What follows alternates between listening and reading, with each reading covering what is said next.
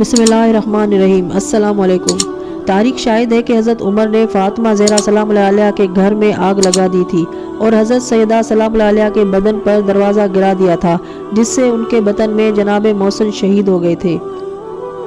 علامہ مجلسی لکھتے ہیں کہ جب بی بی سیدہ کے پہلو پر دروازہ گرا اور بنت رسول صلی اللہ علیہ وسلم زخمی ہو کر زمین پر گری تو منہ سے بے ساختہ یہ جملے نکلے تھے: اے رسول خدا صلی اللہ علیہ وسلم، آپ کی پیاری بیٹی سے یہ سلوک کیا جا رہا ہے۔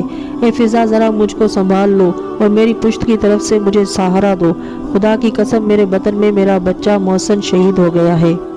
حضرت علی ابن ابی طالب علیہ السلام ارشاد فرماتے ہیں کہ جب عمر بن خطاب کی ضرب شدید سے زخمی ہو کر فاطمہ بنت رسول صلی اللہ علیہ وسلم علیل ہو گئی اور انہوں نے سمجھ لیا کہ اب میں نہ بچوں گی، تو مجھے چند وصیتیں کی۔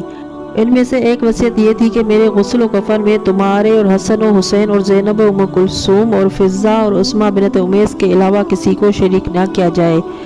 چنانچہ ایسا ہی کیا گیا۔